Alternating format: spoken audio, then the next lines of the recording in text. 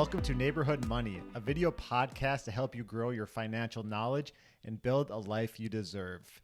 I'm super excited for today's episode because it is part of a 2 or 3 part series that's going to dive deep into all things retirement. So what type of retirement accounts are out there and how to invest within that. But first, before we dive in, I am your host, Kevin, and there across the internet and 200 miles away is my co-host, Andrew Norrie. Hey guys, how's it going? Drew, when I was doing a little bit of research around retirement and retirement accounts, I came across this survey or this article from the Motley Fool, and it was the average retirement savings as of 2019. So it's a little dated, but I think it really paints a really good picture around how people are saving and investing for their retirement. So the first thing that I thought was pretty interesting is that the average American household only has a $65,000 retirement account. Wow. That's pretty amazing to end up hearing that. I mean, you think of people that end up working their whole life and then having a amount that I think maybe they had to catch up on or didn't realize it right away. And then I think sometimes if it just sneaks up on you, there's a lot of fear behind that. And you get to retirement and go, what happened? And what did I forget to do on the way through? I thought I should be set. Ready to go. Yeah, and I think the big hurdle and barrier, right, is people are just, they don't know where to start. So hopefully within this episode in this series, we're really going to help you get started in your retirement savings if you haven't done so already. The next statistic that I saw, Drew, is 40% of Americans, 40% are actually afraid that they won't be able to retire because of the financial situation that we're in due to the pandemic. Wow. I mean, that is one of those situations that are once in a lifetime with this pandemic. So for a little year like we had last time, it definitely puts a wrench in whatever your retirement plans are, unless we can find a way through these next couple episodes to really plan it out. So when these times happen, we can really take advantage of it and you don't have to worry about the retirement. You can be happy because we set it up nice in the beginning. And even if you potentially got laid off or furloughed throughout the pandemic, as soon as you come back to work, or if you are working now, it's definitely time to get going on your retirement savings because there's no better time than now to start. And we'll dive into it a little bit later, but compound interest is your friend and time is your best friend when you think about investing for your retirement. Yep. I was looking at some articles and I actually saw one quote. I believe it was from the Motley Fool as well. And it was an interesting quote. Let me read it here. It was, "You don't get a second chance at capturing the power of compound interest." And I think that's so true. It is amazing when you actually sit down and run the numbers out. Even for you non-number people, it's crazy. Just a quick example, you could invest, say 100 to 200,000 over the course of your working career. And at the end of your working career have well over $1 million sitting in a retirement account. So time and compound interest is definitely going to pay dividends in the long run. But Drew, the last bullet point that I wanted to call out from this article around the average retirement savings is that 26% of workers don't have any retirement savings at all. Well, I'm glad it ends up being only 26%. I mean, we'd obviously want it to be lower, but that's still showing that there's a significant amount of people out there that are starting to put something away. So I'm hoping this episode, these next 3, like we said earlier, are hoping to touch on part of this 26% and we can get them going. Yeah, how much of that 26% do you think aren't saving for retirement just because they don't know where to start? Out of that 26%, I would almost say over half. And I think a lot of it is maybe you feel you can't do it because you're not in a job that offers a 401k, or maybe it's they do offer a 401k and you just decided to put it off and say, I'll get to that a little bit later, and then you just forget about it and you never end up setting one up. Yeah, and it's super unfortunate because if I think back through the educational system and things like that, you never are really taught how to set up, your own 401k with your employer and what to look at when you think about investing within it. And so I think that's a big hurdle and barrier for a lot of people too, is they just don't really know where to start. And it's kind of a big obstacle for a lot of people. Yeah, I think it would be nice if you could have the education for your financial education while you're getting your other education, high school and college and so on. So that's exactly what we're going to try to get going here in this series here. But before we dive into really the specifics around retirement accounts and investing within that, we really wanted to walk through what are actually the forms of retirement income you'll be expecting when you get to that age, when you're ready to put away the work boots or whatever and, sit back and relax for the rest of your life. And so the first one and the most notable is going to be your Social Security that you're currently paying into. And actually, Drew, Social Security, when it was originated, was only supposed to make up about 40% of your retirement income. Yeah, I mean, the way the Social Security is going now, I think it's probably close to that 40 to 50% of your income, because you have to find a way to supplement it now with your other vehicles. Yeah, and it's definitely something that you just can't rely solely on. And it's really unfortunate a lot of Americans do, but you really have to build your foundation outside of just Social Security. Some of the other things that are offered, one being a pension. Now, pensions aren't typically offered that much anymore, but I know historically 20 or 15 years ago, pensions were pretty popular. It's kind of gotten to the point where maybe a few of them got mishandled or mismanaged. I think that may be a reason you don't see them as much anymore. And as much as you might think they're guaranteed, just be careful, because there are chances that that pension actually is not guaranteed. If something really were to go upside down, you may be in a world of hurt. So I wouldn't solely put all of your retirement future in your pension. Yeah, absolutely. And for those that aren't familiar with a pension, ultimately what it is, it's a fund that your employer puts money into that will give you guaranteed income after you retire for the rest of your life. We'll dive more into the ins and outs of it here in a little bit. But then, the most common type of retirement income that most of you are probably very well familiar with and probably have the opportunity to have these types of accounts at your employer are your employer-sponsored retirement accounts. So those are like your 401ks or your 403bs. When I was looking through it, and those 401ks, that was started actually in 1978. And people may hear there's also a Roth 401k, and that didn't start until 2006. So there was a significant time in between the two different types of 401ks that they may offer. And as far as the 403b goes, that was back in 1958, I believe, is when that started. Sure. So that was the leader in some of these employer-sponsored, in a way, individual investment accounts. And, some of those 401ks, 403bs, they can be pretty confusing, the names of them.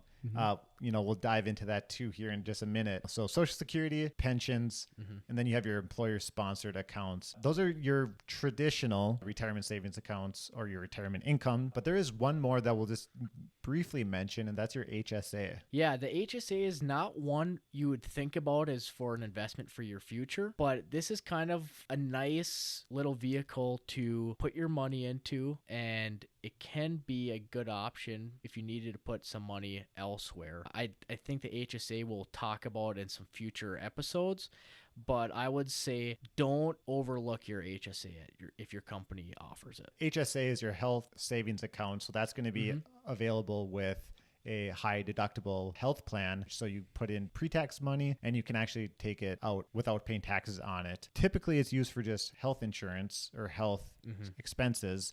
But there is some workarounds that you can actually use this for your retirement. And like Drew said, we'll talk about it more in a future episode because it's a pretty confusing topic and that we really just don't want to dive into today. So Drew, the big question is, right off the bat here, when should you start saving and investing for your retirement? Yesterday. Yes. I think that's when you need to start investing and saving. There's no time like the present when it comes to compound interest and investing. Whenever people ask me, like, what is your biggest money mistake? I'm always like, I didn't start investing for my retirement until after I graduated college. If I could go back in time, I would have started investing as soon as I turned 18 within a certain type of tax advantage account, because it is crazy when you invest early on how much compound interest is in your favor. And it definitely sounds cliche for us saying it, but I know when I was younger, people said it all the time, just start investing now, start investing now. And I didn't start when people told me to, and I wish I would have. Right. And it's only cliche to the people listening. If you're the one actually going through it, it's very real, and you're wishing you would have just listened to the people that were telling you that when you're younger. It is very easy to put off saving or investing for retirement if you think about things like going to college, getting married, buying a house, going on vacations, living your life in your 20s. It's easy to put it off, but it's definitely something that you need to consider strongly and invest, like Drew said yesterday. Now, that doesn't mean that if you're in your 30s or in your 40s, you're behind and you can't catch up. Now is always the greatest time to start saving and investing for your retirement. And so, Drew, if we think about saving versus investing, how do we really break down the difference between the two? Well, I think for savings, it's more of a short-term thought in my mind, where you really want to cover just, what may be coming in the next year or two, or unknowns, but you don't want to be putting your long-term faith into your savings, because there's just not enough growth to sustain how you end up wanting to live after. And investing is something where you're looking a lot longer out there. You just kind of set it and forget it. You're not going to touch it anytime soon. And when the time comes for you to retire, hopefully you can just start living off of your investments and the interest off your investments. You're not going to be living off the interest of your savings account. Definitely. And I think it's a really important thing to talk through is when you think about saving that's, in a traditional savings account, the national average for that is, or the national average of interest on your savings account is 0.04%. If you think that's about 0.0 of 1%. Yeah.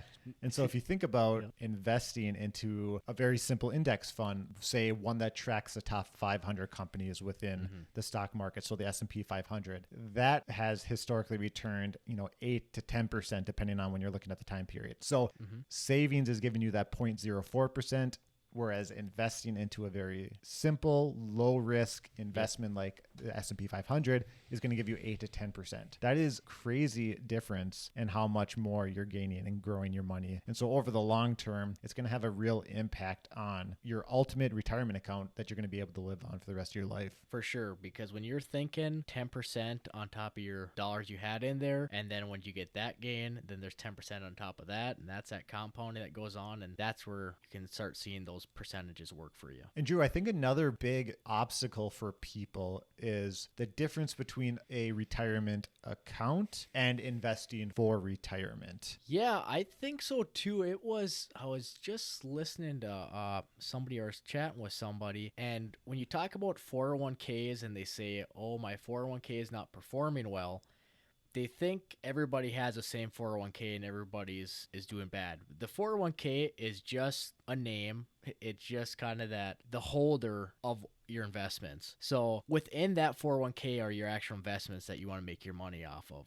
So you can change those almost at any time with your benefit manager. And so that's when you get to pick what's going to be, very risky. It's going to be very conservative. It's going to be in between. If you put money into a 401k, that doesn't necessarily mean you're investing. More than likely, you haven't picked your investments. So it might just be sitting in a money market account that's, maybe giving you 0.1% interest. And so if you do that over the course of your career, you're really losing out on a lot. So it's super important to go not only put money into your account, but go into, the actual account and pick the investments that you want to invest in that ultimately align with your risk tolerance. Yep, I think that's a great way of putting it. And so in this episode, we really wanted to walk through the 3 main employer-sponsored accounts. You're more than likely familiar with the names, but we kind of want to dive a little bit deeper to give you a better understanding of what are the rules amongst each one, what are the types of assets and investments that you can pick within, and what are some things that you just need to be aware of as you're setting up your retirement account and investing within. So the first one that we wanted to dive into is your 401k. So this 401k, there's 2 ways of looking at it. You have your 401k, your traditional, and then you have your 401k Roth. And the biggest thing you have to think about when you're looking at it is your traditional 401k is saying there's more money that you put into it now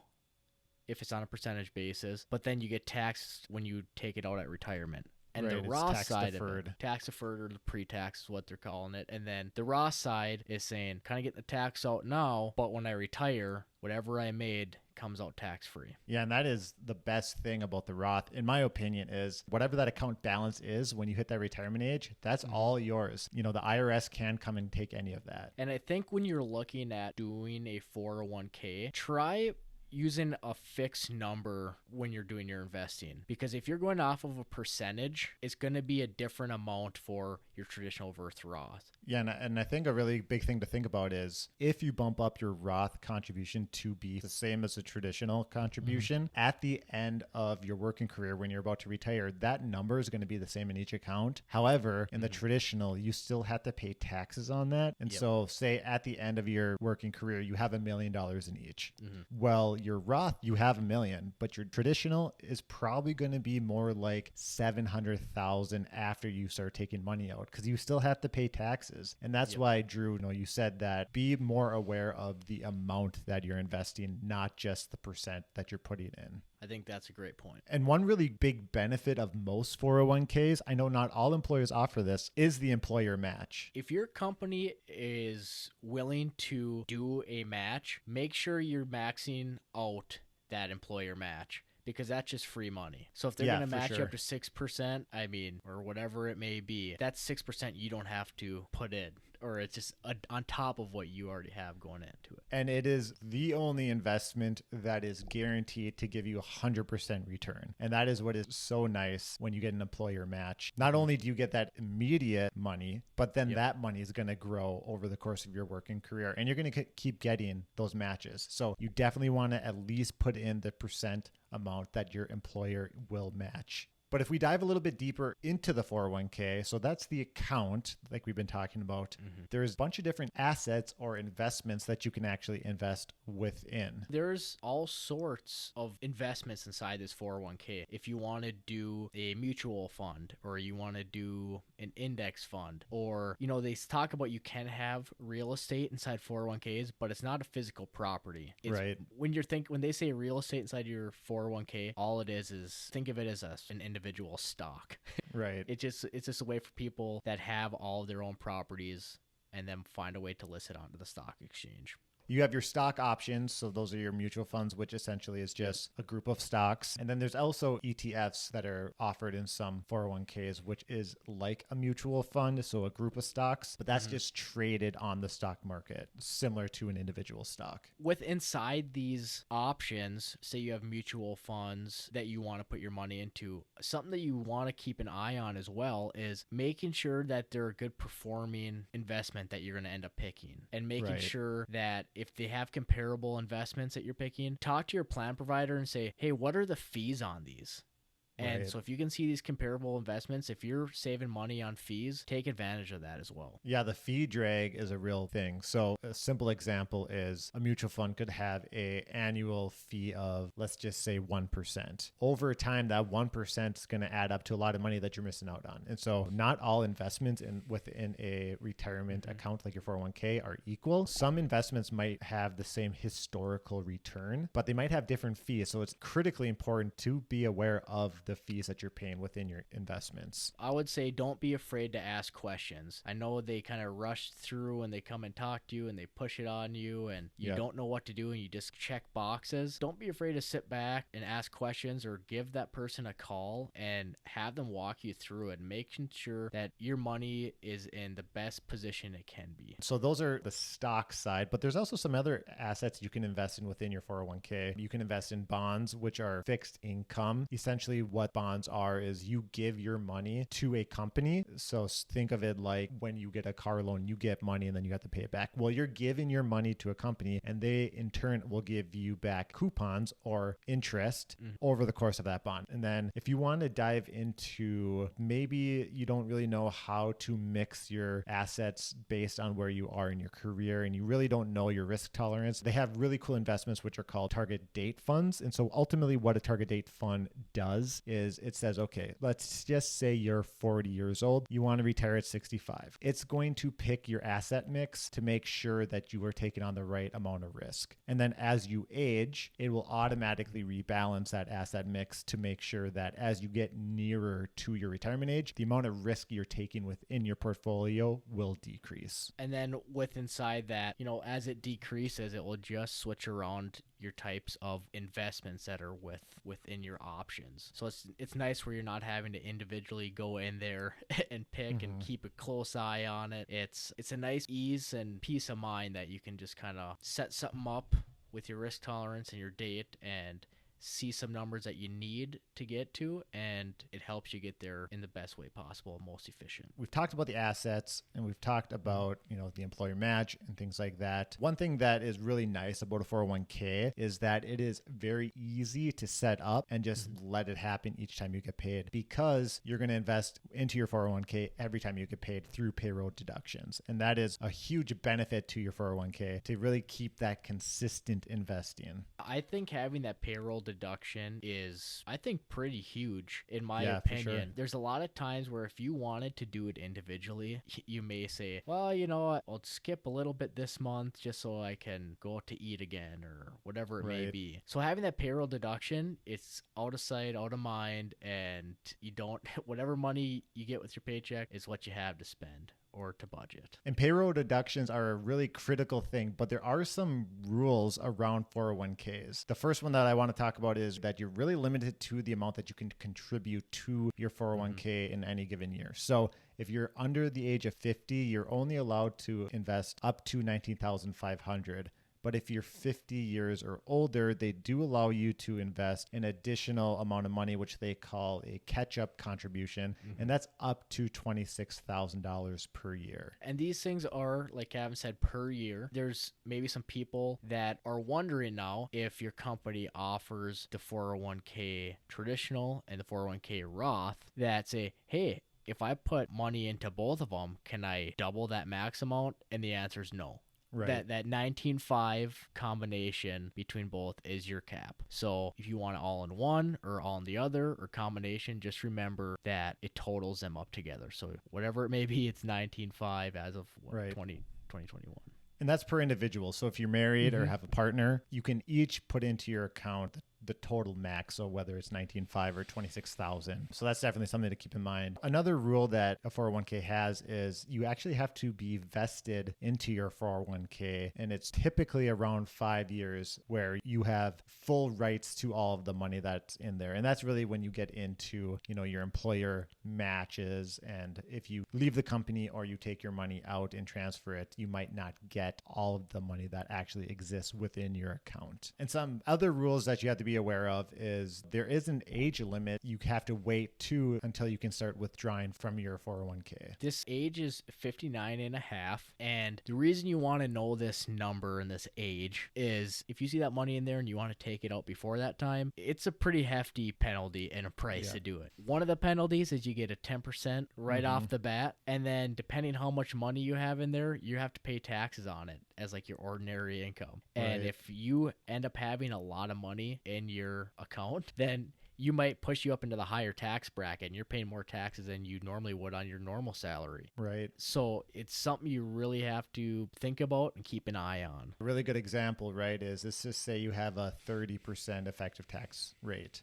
If you pull out this money, not only do you pay 30%, but you actually pay the 10% penalty, like Drew was saying. So it's ultimately 40%. Yep. Pretty dang near to 50% of your money that you're just taking out and getting those penalties and fees on. So it's really important not to do that until you get to 59 and a half. And then once you start taking out your money, you actually have an age where you actually have to start taking required minimum distributions, and that's at 72. And these distributions are going to be unique to everybody. So we can't really be sitting back here and telling you what number it's going to end up being. But as you go through it, you'll be talking with your financial advisor or whoever it may be, and you'll end up finding out what number exactly that is. And that's really just based on the IRS, and they have some tables that they do math with, and it really ends up being, like Drew said, based on your individual situation. Yep. But Drew, one question I have for you is, we talked about traditional 401ks, so that's pre-tax dollars, pay taxes later. We've talked about Roth, which is post-tax dollars, you don't pay taxes later. How do you really decide which way to go? For this one, it's person by person again. There's some trains of thought out there is depending on what tax bracket you think you're going to be at in the future, they think one's better than the other. For my personal opinion, I like the Roth. I don't want to pay taxes later. There's so much uncertainty that happens in this world. I don't know where the taxes are going to be. And this is just a way to hedge my future, saying, I know for sure this money that's in there is going to be mine. I also love the Roth option because, like you were saying, you pay taxes now because you don't know what the future is going to hold. And maybe it's a little bit of a gamble because taxes could decrease in the future. Yep. You do have a little bit, like I said, of that gamble. But personally, I also agree that the Roth is just the way to go. Pay taxes now and then keep all the gains and dividends that happen within this account over the course of your working career. Yep. And say taxes do go down in the future, but you're still paying post-tax on that Roth, so you're still putting potentially a little bit more money than you would have anyways. And you can also, like we were saying, you can use both, and you can do a little bit in the traditional, you can do a little bit in the Roth, and that's really a hedge against taxes because we just ultimately don't know what they're going to be in 10, 20, 30 years. Yeah. Ultimately, I believe that it comes down to just your personal choice. If you want taxes out of it now or later, that's going to have to be up to you. Right. But the biggest thing is just starting it. Yes, for sure. Don't care if it's post or pre-tax or whatever the crazy terminology is out there. Just start it. That is so key. Get started now, because if you don't get started because you get caught up in the tax game, you're missing out on those compound interest, those gains, and those are so critically important. But Drew, so if someone has a 401k at their job and they leave their job, what can they do? Well, there's a few options that you can do. One of them is you can take it out. Yep. But and we already established that. We that's established just a you no-no. don't want to do that. You're getting that penalty. You're paying taxes on it. Yep. You can roll it from your company that you were at to your new company as long as your employer allows that. But if they don't, you can always switch it into your own personal IRA, which you won't have to worry about taxes on that. Well, your own individual retirement account. Yep, as long as you do it from same types. You can leave it with your prior employer. One of the things you have to worry about when you leave it with the prior employer is if for some reason that account balance is too low to their standards, sometimes it's around $4,000 or $5,000. Yep. If you don't take it out of there or you don't act on it, they'll cash it out for you. And that's automatic. You're paying the penalty, you're paying taxes, you'll just get a check in the mail. Yep. And the fourth one is, this is kind of what I was talking about with the other option with moving into your other employer, is you can just move it directly into your own individual retirement account. And those are all really good options outside of taking it out. Again, big no-no. Don't go down that route. Yep. And there's one other thing that we really haven't touched on, and that's because this, again, is a no-no when it comes to your 401k, and that's you can actually take a loan out on your 401k, and it might sound good in nature. You take out a loan on your 401k and you pay yourself back interest. However, there's two things to be aware of when you do this. The first is your interest rate is, and I don't even know what 401k interest rates are right now, but let's just say it's 3%. So you're paying yourself back 3%, but if you didn't take out that money, you're probably going to get 8 to 10%. Yep. So that's the big one, is that, the difference between your interest rates is huge when you take out a loan, and it's your own money that you are paying back. And then the second item is that if you are to leave your employer while you have a loan out on your 401k, you more than likely will have to pay that back in full within a certain amount of days, say 30 or 60 days. And so say if you take out a $50,000 loan on your 401k, you're going to have to come up with $50,000 if you were to move jobs. And more than likely, you're not going to have that type of money. So then you're going to get taxed. You're going to get that penalty because it's going to be a withdrawal. So just be aware that, it is an option when you go into your 401k with whomever your provider is, but it's definitely not recommended, at least from us. So yeah, and I'll just recap that there too with the options as leaving your employer is you can move it into your personal account, you can move it to your new employer if it's allowed, or you can leave it with your last employer, which could potentially be taken out. And then the second type of retirement account is a 403b, which is really offered to people that work for public schools or tax-exempt organizations. So when you're thinking about this, you're looking at governmental agencies or non-for-profits for the most part. 403bs are very similar to a 401k. So you have both a traditional option, so your pre-tax contributions, and you have a Roth option, which will be your post-tax contributions. The amount of contributions you can make into a 403b is the same.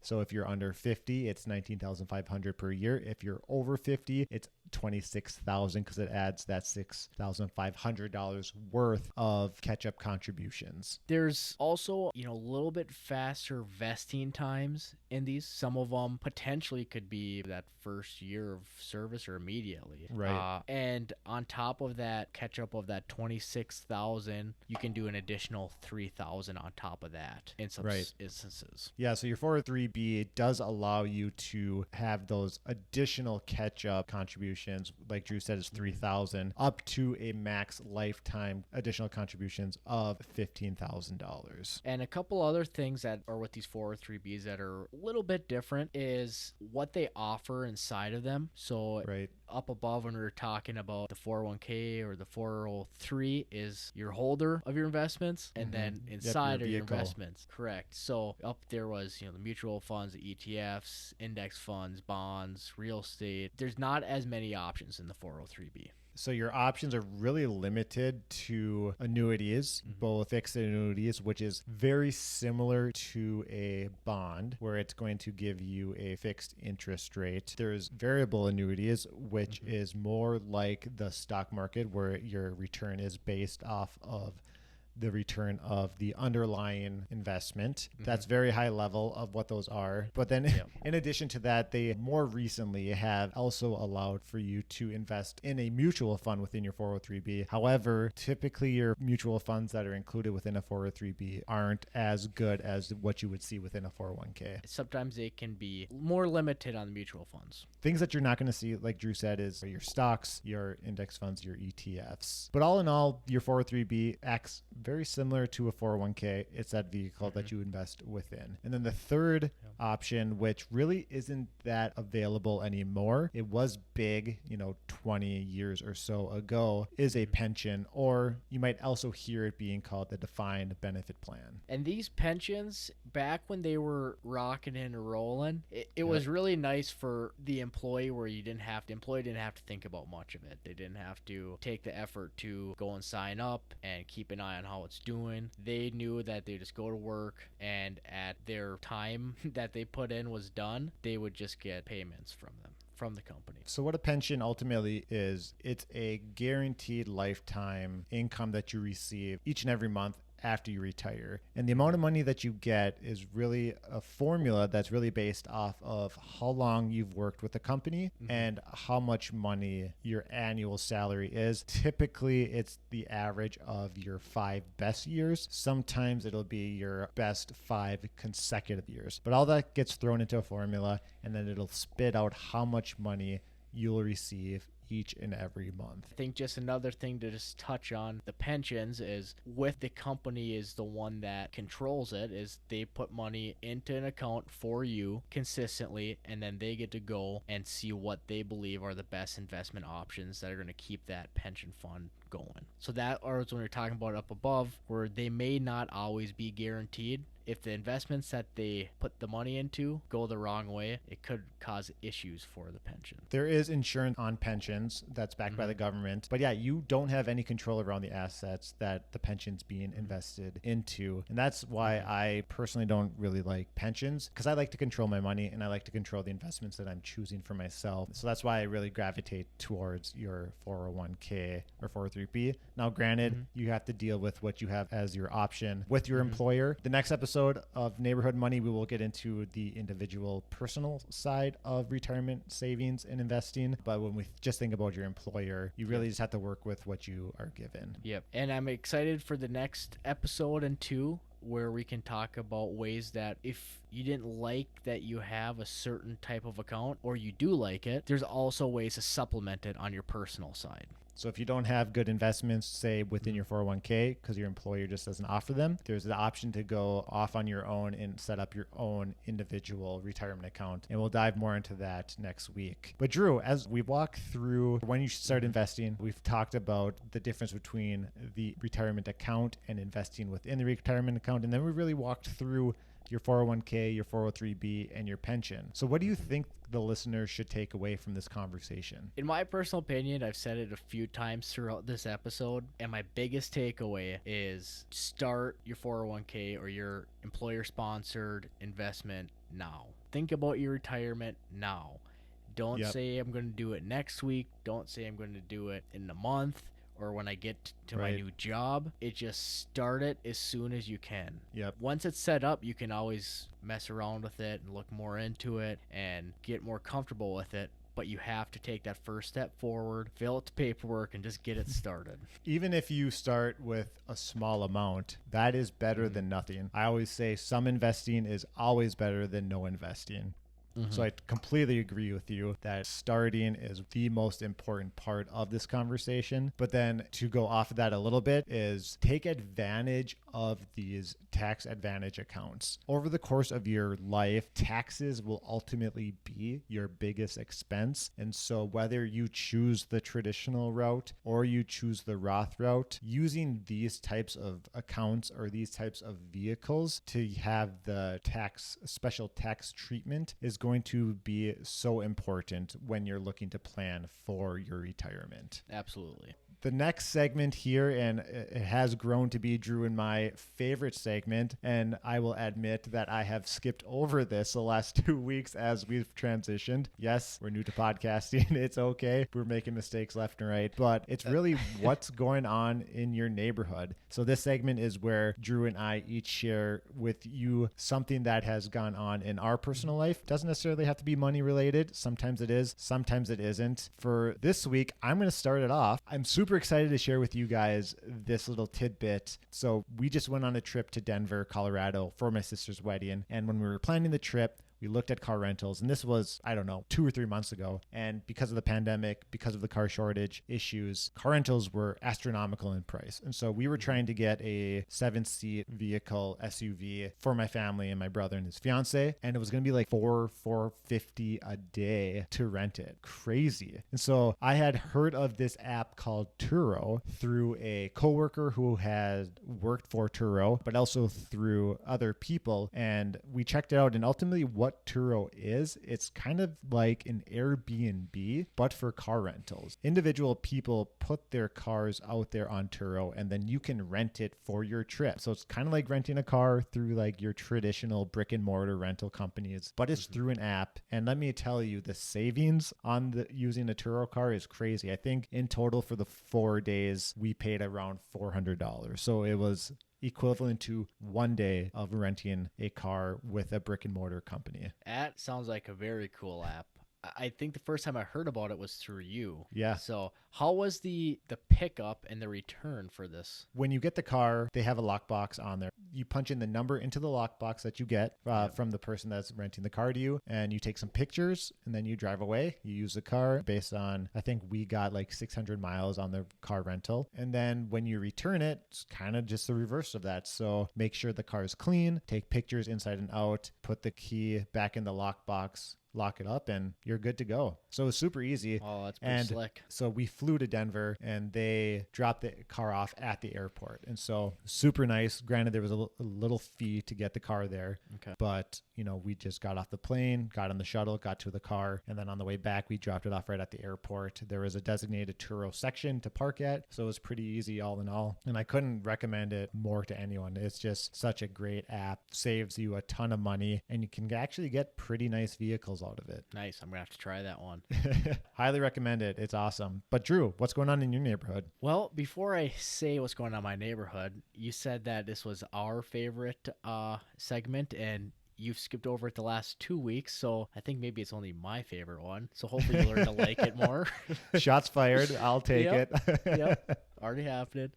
No, but anyways, it's pretty fun. We were dog sitting for some Nice. friends of ours. They had a newer puppy German short hair. I think that's what it was. And it was pretty cute to have a little dog around the house. We said we are going to have it sleep in the kennel every night, but one night when Jordan went to work, I ended up having the dog sleep in the bed the whole night. Yeah, got those cuddles, the puppy cuddles. I had to. I got a little bit of a dog itch, or not dog itch, because that sounds like a disease or something, but kind of had the itch for wanting a dog. Yep. But Jordan and I were talking, we're like, we just cannot do a dog right now. Like Their it's work, it's, man. It's good to be able to have them for a couple days, and then we can return them to their owners and call it good. Especially a German short hair. Those things are rambunctious and full of energy.